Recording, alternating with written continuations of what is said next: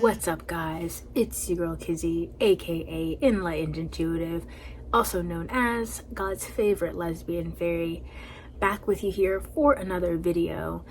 Today is a new moon in Virgo, and I'm definitely feeling the effects of it. Definitely feeling emotional, definitely feeling like I need to release, probably cry. So if I cry in this video, you know why. I'm a sensitive being, but also it's a new moon in Virgo. And of course I'm sharing this on this day, but it's what I feel called to do, so I guess I'm gonna do it. And I want to, but it's just like, it's weird. I kind of feel weird. But as always, we'll get into our deep breath. I'll read the page from the Book of Light for today, and then we'll get into what I came here to talk about. So take a deep breath in with me.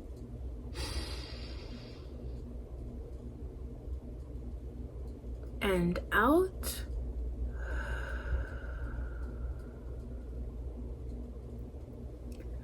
I love that. And let's go ahead and see what the message from the Book of Light is. Creativity. Life is an adventure, and this is the way it should be lived. Never repeat the same experiences. Always be innovative. Always be innovative. Consider that beings come to Earth to experience emotions. And to help them with this task, we created experiences in matter. Experiences in matter create emotion, and beings experience this emotion. It is a closed circuit that functions incredibly well. Now imagine the people who never create new experiences in their lives. The kind of people who always do the same things day after day, year after year, because they think change is bad.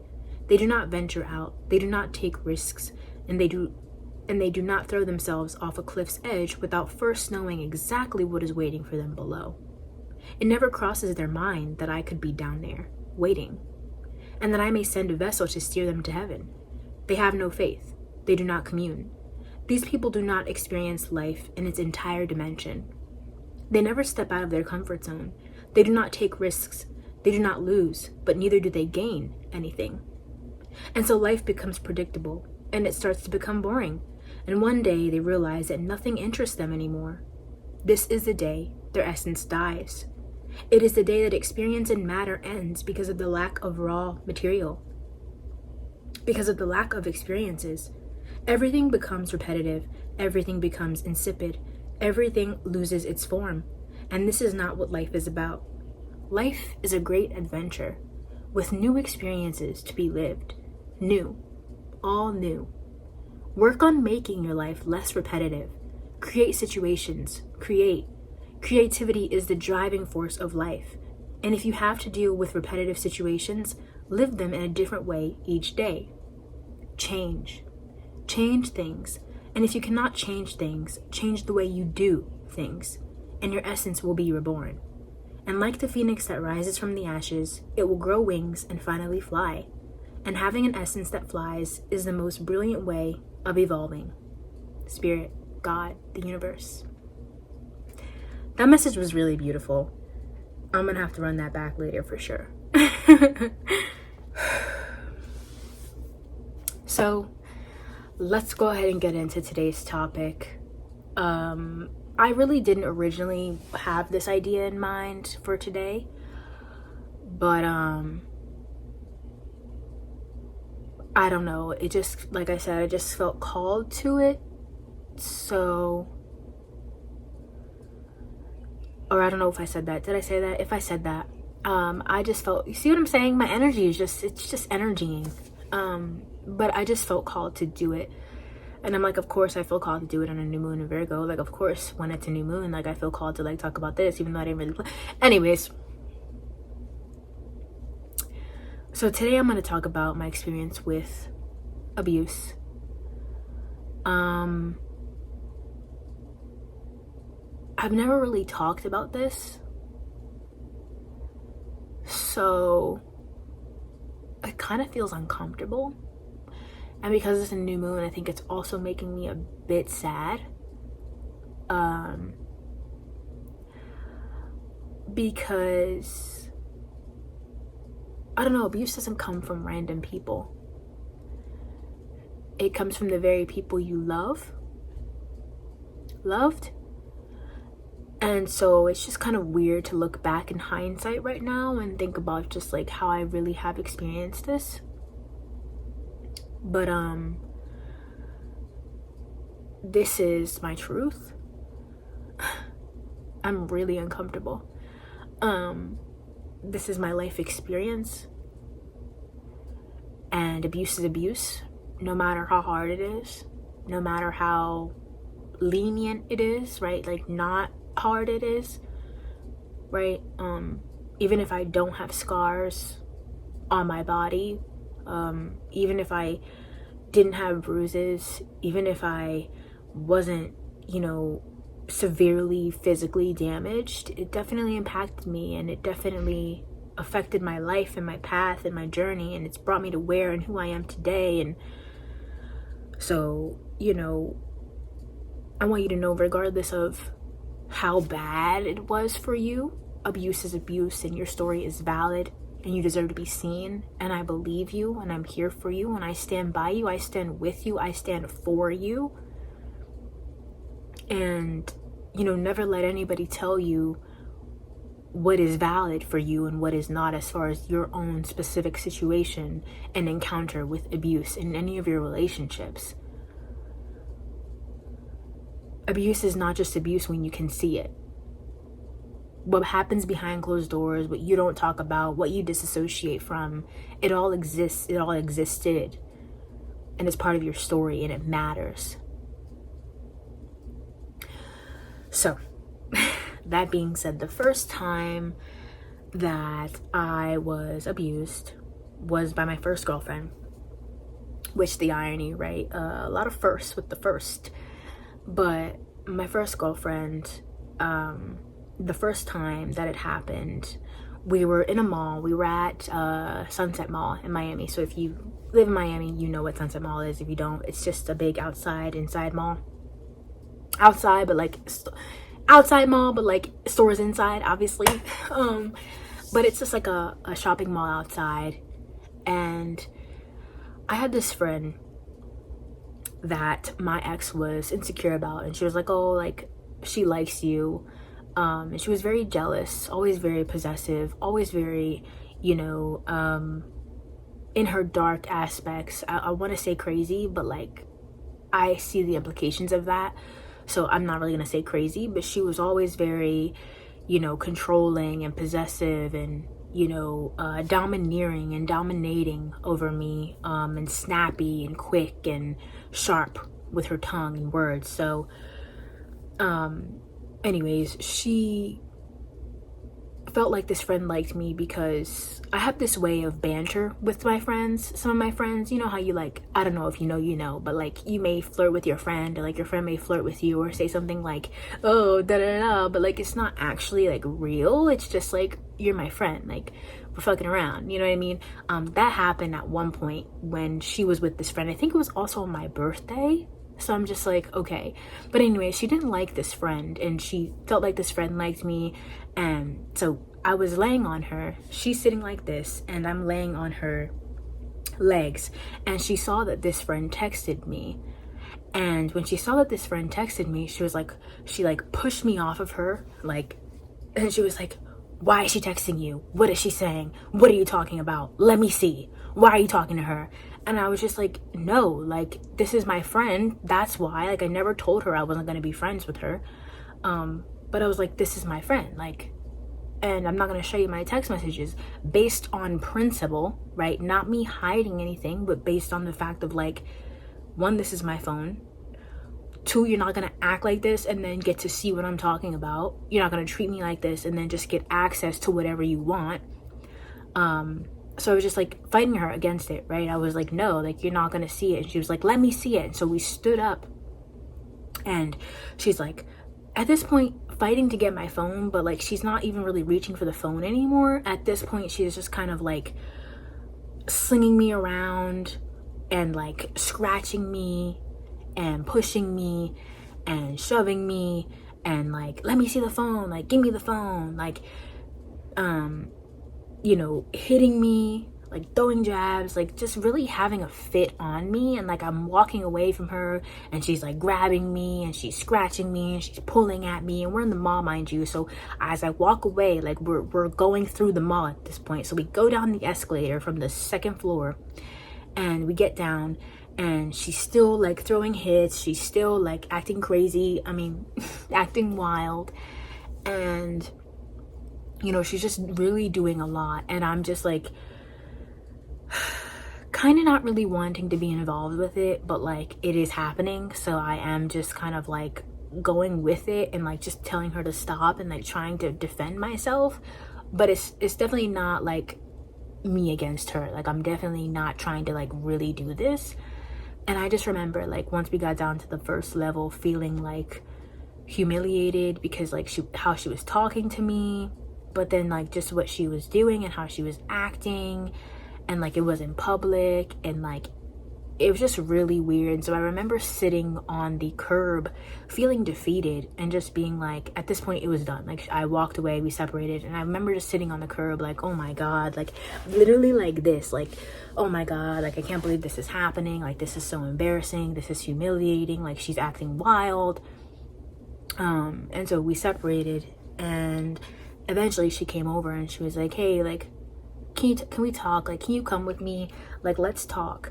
Mind you, she wanted me to walk with her somewhere, and so I'm like, okay, like so I walked with her, thinking now I'm like, this could have been way dangerous, but like I walked with her, and she took me to like this gazebo, like this like park area or something, but like it was, I didn't see a park, but it was like a gazebo and it was like outside.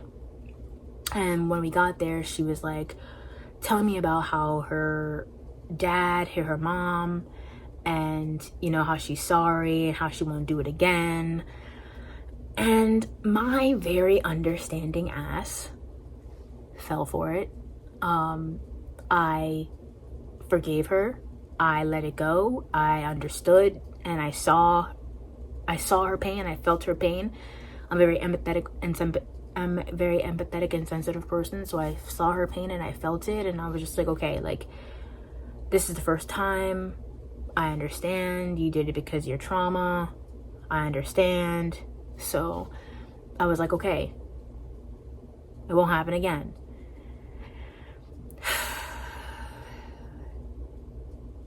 Until it happens again. Until it happens again.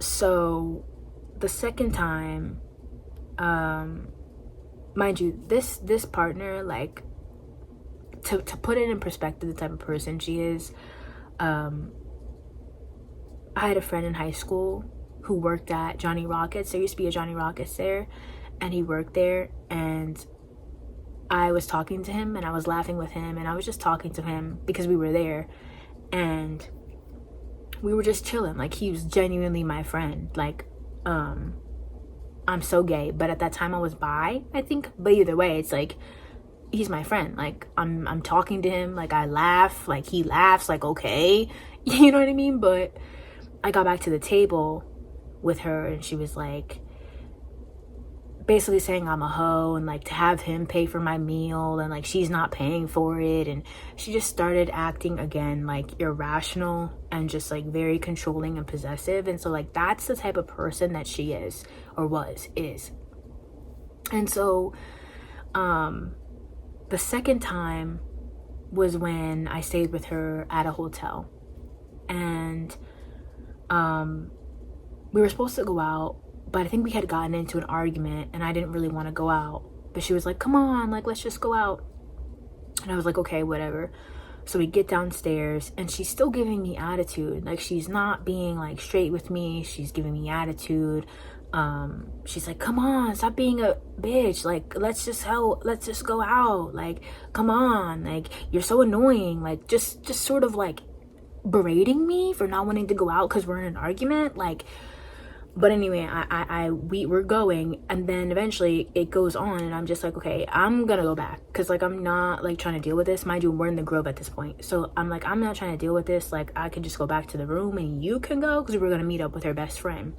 And she's like, no, like come on, like let's just go, don't be like that, we're already practically here.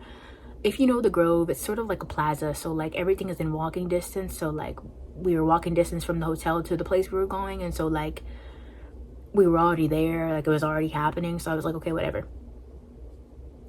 We get to the place, and it's like an outside bar. So we get to the place, and we're sitting outside, and her friend's there, and they're talking in English, and the vibe is whatever, right? It's whatever it is at this point, because I have a little bit of an attitude. We just kind of got into something, so whatever. She starts talking to her friend in Spanish. And I just was like, you were just talking in English, now you're talking in Spanish, and we're mid-argument. Why are you talking in Spanish and not in English? Like, why are you being like feisty? Like, why are you being sneaky? Why are you being weird right now? Like, talk in English. Like, don't try to do that right now. And she was like, I'm talking to my friend.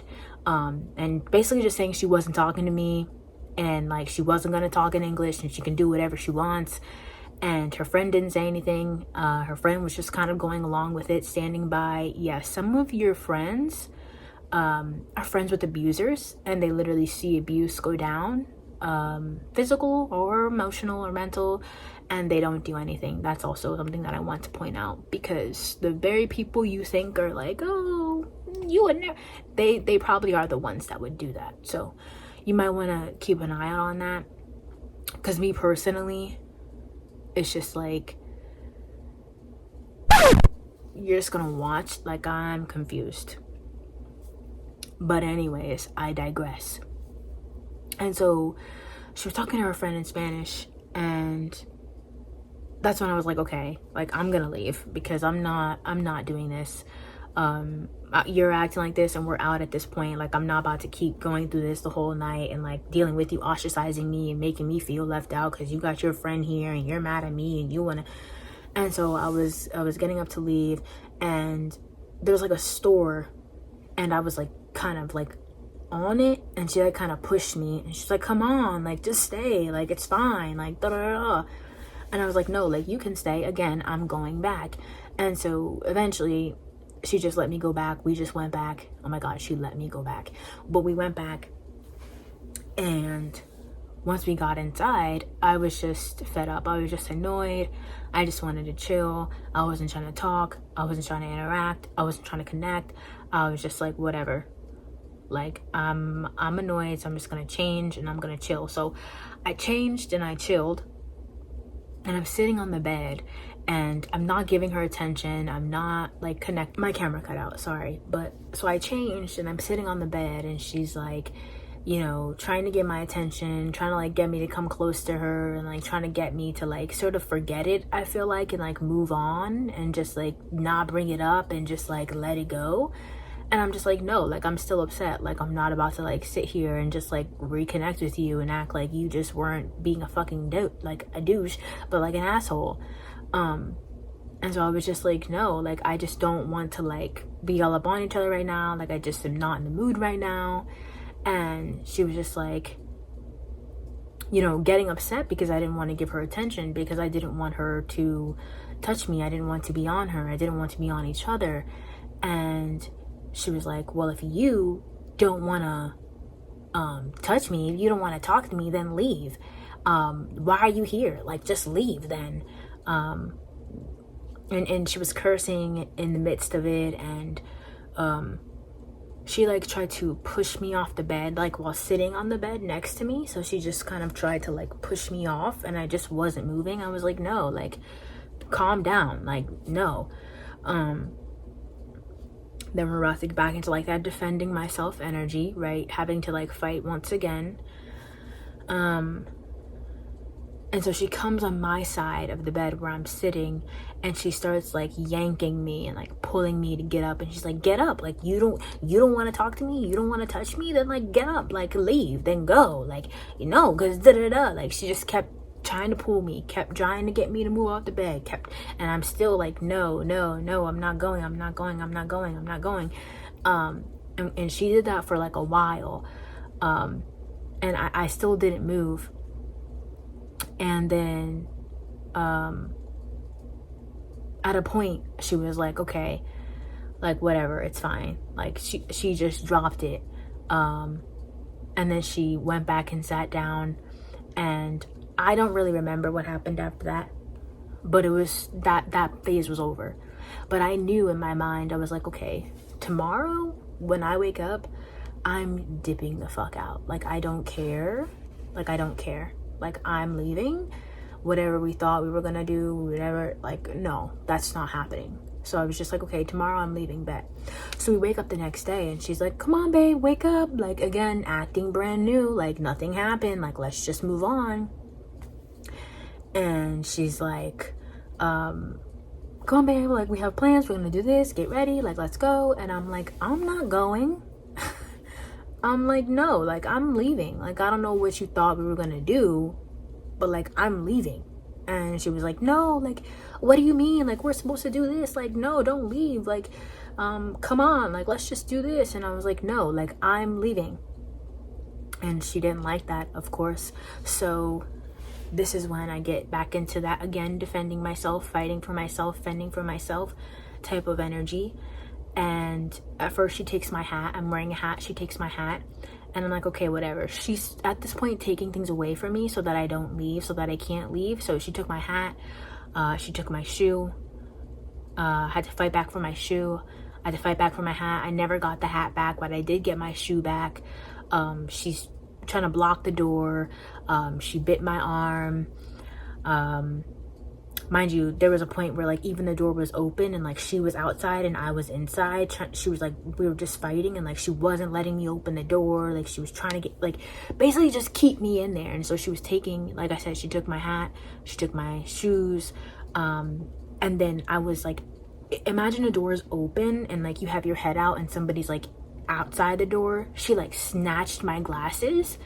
And then she went down to the lobby.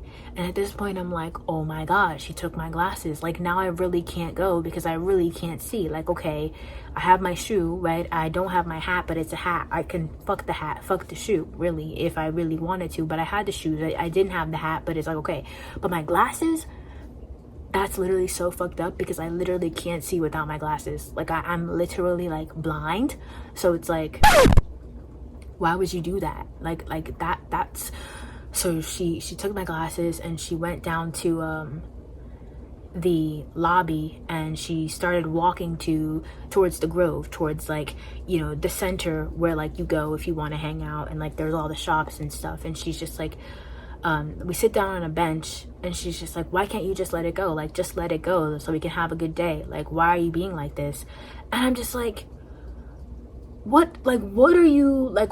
I'm also being like becoming like disheveled at this point, and I'm just like, what do you mean? Like why can't you just let me go? Like, why can't? And so, you know, she gets up and she starts walking the opposite way because I told her again, like, no, I'm leaving. Like, I'm not gonna do this. And she gets up and she starts walking down. Mind you, I still don't have my glasses, so I still cannot really see. Like, everything's blurry without my glasses. I can see, obviously, like, people, but things are still blurry. Mind you, at this point, because she took my hat, we're outside. I'm running. I'm walking, running after her. My hair's disheveled. And she starts walking down the street, and she has my glasses, and I'm like, just stop, like, give me my glasses, like, I just want to go. And she's like, no, you're not going. And at some point she like grabs my head like this, and she's like, just come back this way. Because then she starts like walking the opposite way we just came from. And at this point I'm like, oh my God, like, I literally can't deal with this. Like, so I call my best friend at the time and I'm like, oh my God, like, I'm very disoriented. I'm like, she took my glasses, like, I can't see, we're in the Grove, can you please call her? Like, I'm crying. And my best friend's like, okay, like, I'll text her, I'll call her, whatever. And so she texted her or called her, and then my best friend told me basically that she said that I needed to go back to her. I need to follow her, basically submit to her to get my glasses back. And she wasn't gonna meet me. And I was like, okay, whatever. So calling my best friend didn't help. That didn't do anything. So eventually I walked back. And when I walked back, it was just so humiliating because I'm just like, oh my God, there's people literally sitting outside watching this happen. But also it's like, and I don't know if they were watching necessarily, because like people be in their own world, and I don't know that it was like that big, like to where you would know that that was going on. But like my hair was definitely disheveled, like and I had like my weave in, so like I had long hair and it was just disheveled, and I was disoriented because I can't see, and like I'm going through this like actively still. And so I just remember walking by people sitting outside, like at the tables, and just being like, oh my god, this is so embarrassing. Like I literally can't see, and like I literally just want to leave, and like I can't leave, and like this is so terrible. Like I literally remember like that feeling. But she ended up walking back to the outside of the hotel. When I got there, one of her other friends was there, just watching, not doing anything, just standing there. And I eventually, like when I met back up with her, I got my glasses and I was like, I'm leaving. Like I'm done, I'm leaving. And then she was like, no, don't leave. Like, but I feel like she could tell that I was disheveled. She could tell that I was done. And so I got my stuff and then I left. And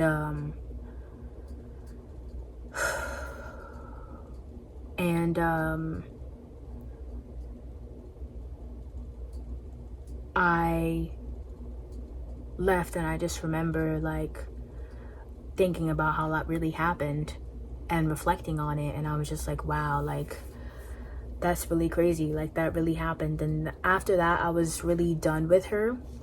And after that, that's also when, you know, she tried to get back into my life. She bought me the Ariana Grande tickets. As you'll see in my Ariana Grande video, I do share, this is the ex that I'm talking about, that my ex bought the tickets for us. This is that ex.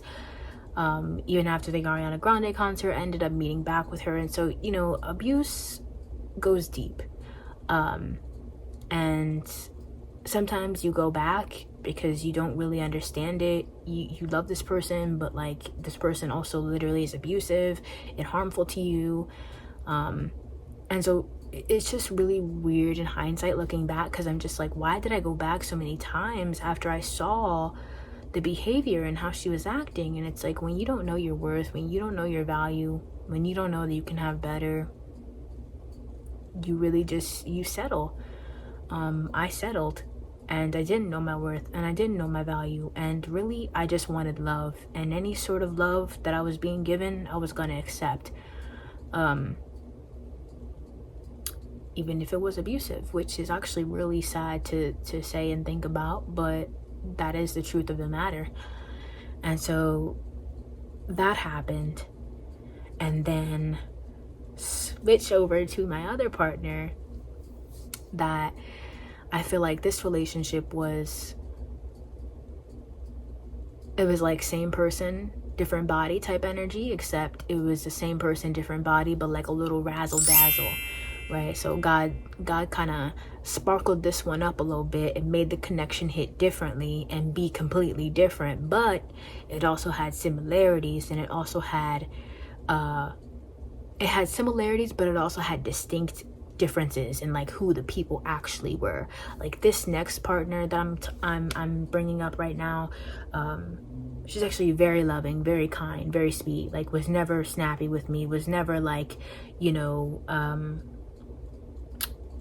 talking reckless to me. Like this next partner was very you know, complimented me a lot, told me I'm beautiful a lot, was very soft with me, was very open with me. But at the same time, it's like the same sort of trauma that my previous ex had, this ex had. And so the first time that I thought I was abusing this relationship was when we were at her house, and her apartment, she lived on the second floor. So the second floor of her apartment, we look out the window and her car light's on, and she's like, you left the car light on, you need to go turn it off. And I feel like she had other frustrations with me in our relationship that she wasn't really able to communicate clearly, so she just sort of acted out, as you do when you abuse someone, in your darkness, and you don't acknowledge it and you don't communicate it. So She was like, you left the car light on and you need to go turn it off. And I was like, I didn't leave the car did I say car door? I don't know, I didn't mean door. But you left the car lights on at the top. And she was like, you left the car light on, you need to go turn it off. And I was like, I didn't leave the car door light on. Why do I keep saying car door? I guess because when you open it, the light, that's the light that goes on when you open the car door. But I was like, no, like I didn't leave it on, so I'm not gonna go turn it off. Like, and I'm also just like, why are you talking to me like that? But she's like, yes, you did. Like, I didn't, so you did. You need to go turn it off. And I was just like, I didn't turn it off. And at this point, I'm in the kitchen, like just kind of like this. And she's just like telling me what I need to do and that I need to do it. And I'm just sitting there because I'm like, oh no, like this partner definitely had like an aggressive, pushy, possessive, controlling side. But it was still different than the other person, but like, again, similar. So I felt that energy coming up, and that's why I feel like I was like, okay, whatever. But also, we'll get into that as well. But so yeah, then she comes to me and she pokes me like this. She's like, you need to go turn the light off because it's like this, like this. Imagine this. I'm like trying to give, but she's like, you need to go. And she's like, in my top, she's like, you need to go turn it off because you left it on. And then she puts the keys down, and I'm like, I'm not going. So I don't know why you think that like I'm gonna go because you did that. Like, I'm not going. And she's like, whatever, you left it on, you need to go turn it off. And I didn't go. And so then I think I go in the room and I'm not talking. Mind you, she has a roommate. So I'm like, I'm not about to like make a scene in this house, but I feel everything inside of me being prepared to go off. And so we were figuring out what to eat for dinner, and we were supposed to go to the store. So we get back in the room and I'm just chilling there.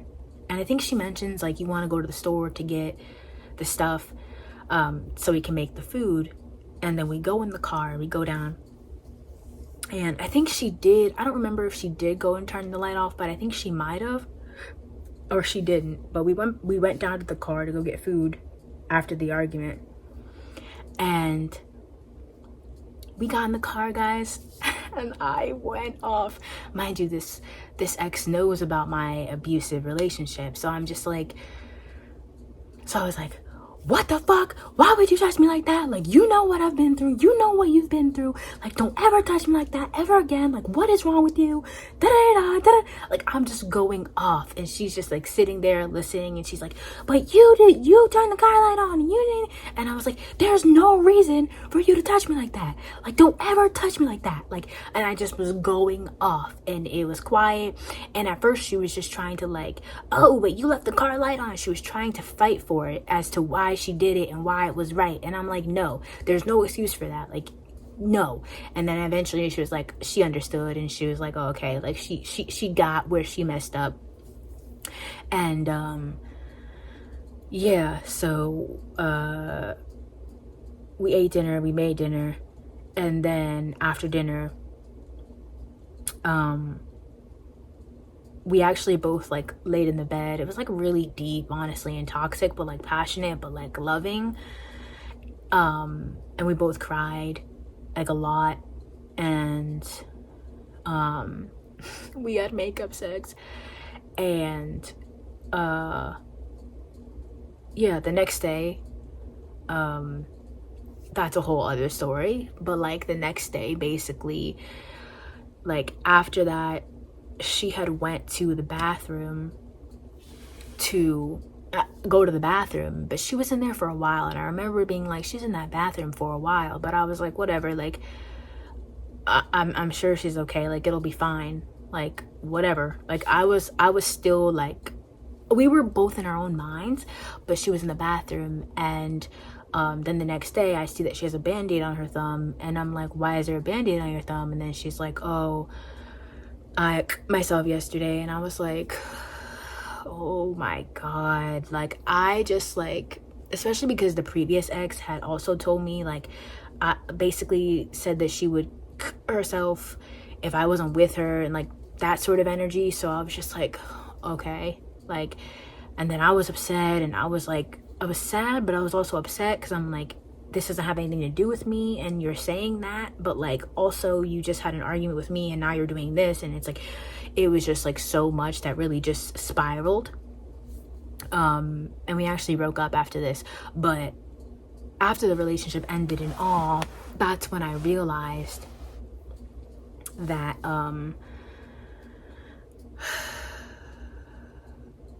that actually wasn't the first time that I was abused by this person. There was also other times where we were supposed to take a bath together, and because we'd taken a bath before and the bath was really beautiful, it was really great, and so she wanted to do it again. But I was like, oh, like let me go to sleep, like I'm tired, like I'll wake up and we can do it, like I promise, like we'll do it. And she was like, no, like don't go to sleep because you're not gonna wake up. And I was like, no, like I am. But I ended up actually waking up later, and she was upset, and so like she was laying on the top of the bed and I was like laying on the bottom because I think I just like laid back down again, and she like kicked me off the bed and was kind of being like bully like about it, I want to say, and like laughing, like smirking, laughing, not like ha ha ha, but like yeah, like, you know, like sort of that type of energy. And she kicked me off the bed. And then I remember, like, after she kicked me off the bed, I went to go do it, but then the water in that apartment was weird, so the water wasn't getting hot. And then she was upset because she's like, see, like you didn't wake up, and now we can't do it, and now it's not good. And so she was just upset with that. But that after the relationship, I thought about that, how she did kick me off the bed, like actually, like I'm laying this way, you know how like this way, and then somebody lays straight. She like kicked me from laying this way, like from her laying this way. And then that came up, and then there would be times where she would be like choking me, or like trying to like fight me, or like fighting me, or getting aggressive with me, and I'd be like, stop. She wouldn't stop. She's still going. I'm like, stop. She wouldn't stop. And I'm like, stop, or else or stop, or I'm going to. And then she would stop. But it's like only after I said stop, or I'm going to, or stop, or I will, was she stopping. And so that's what I realized after that third time, which was really the first time, which was really the third time, that wasn't the first time that something had happened. It's very easy to disassociate from abuse, especially if you've already been in an abusive relationship and you love people and you want to be with people and you want love yourself, so you'll settle for anything. You sort of just disassociate because you're just like, whatever. It's like those two times happened with the kicking me off the bed and the rough housing, but like I would disassociate from them. It's like it would happen and then like that's literally what happens in disassociation. Like it happened, but like you literally just cut off from it and you literally just don't remember it until after, and you're like, wait a minute, that actually wasn't the first time. You know what I mean? And so it can be a really tricky thing to deal with, but those are the instances in which I have been physically abused in relationships. And in none of these relationships did I have a mark or a bruise, but it happened. You know what I mean? And it left an impact on me. It's part of my story. It's part of, you know, my growth, my healing, my journey. And, you know, abuse isn't limited to what you see. Again,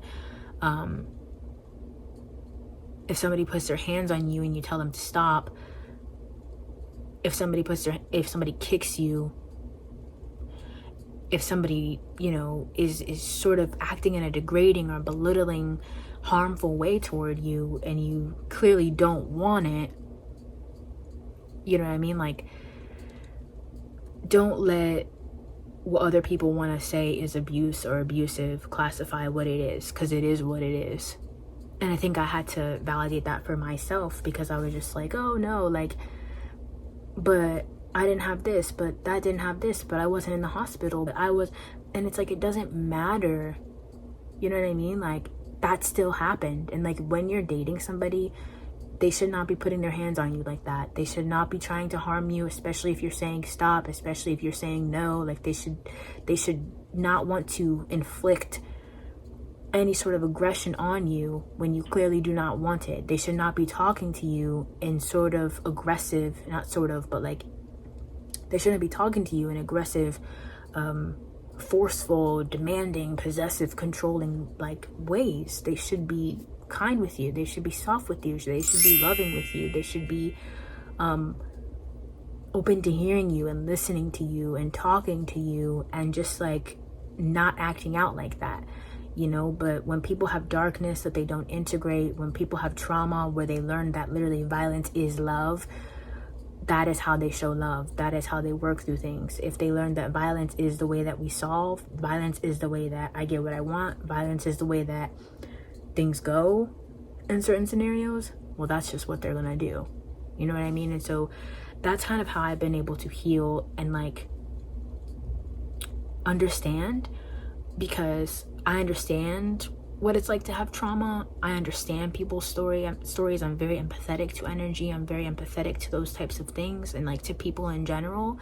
And so it's like in the past, I feel like my understanding has gotten me in situations where I stay way past I need to, because I understand them so much that I sort of am misunderstanding me. But it's not an excuse. You know, I have trauma, but like I'm not being abusive to anybody. So it's just like, and I would say like I've been emotionally abusive, which I feel like a lot of people have and or are, because we're not literally emotionally intelligent. We're not taught to be, at least. Like I've done this thing where I stonewall emotionally. That's like another video, but like stonewalling, like that's emotionally abusive.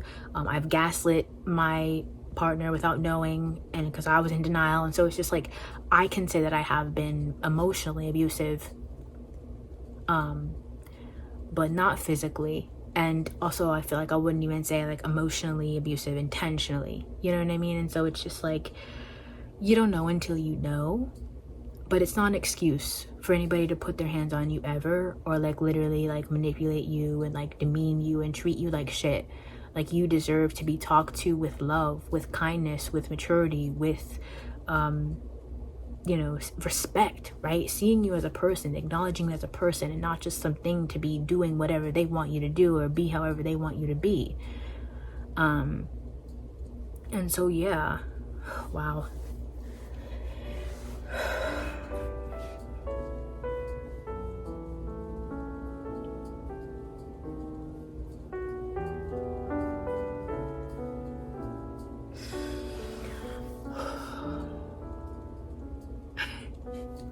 I don't know how I do it, but I do it.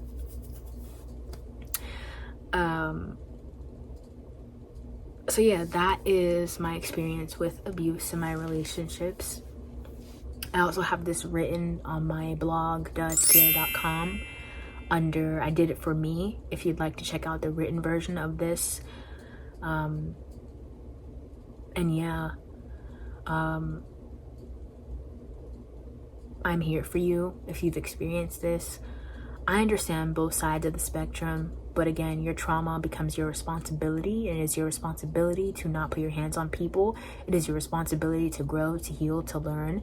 It is your responsibility to integrate. It is your responsibility to treat people with kindness. And, you know, there's no excuse for it. There's no excuse. And where I have understanding, it's like I understand, especially on a deeper level now, but it's not an excuse. So hold people accountable and remember your power and consider your worth and know that you didn't deserve that and it wasn't your fault. And yeah, you are worthy of a kind, true, genuine love, and you will find that and you will have that. But I feel like you also, and I've learned, you have to be that, right? I didn't know my worth. I didn't know I deserved better. I didn't know my value. I didn't see my value.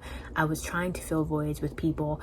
I wasn't trying to heal my traumas. I wasn't trying to look at my traumas. And so it's like, I also enabled myself to stay.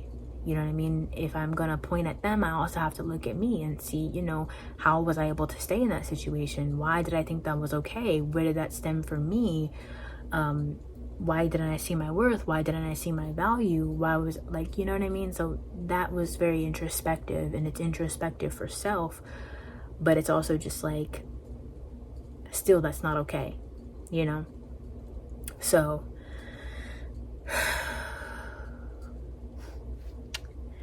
thank you so much for watching this video. If you stayed the whole video, shout out to you. You are loved. Thank you for existing, and, you know, keep going. Don't give up. And like I did, making our trauma jokes, fight for yourself. Fight for you. I love you. And I'll see you in my next video. Peace.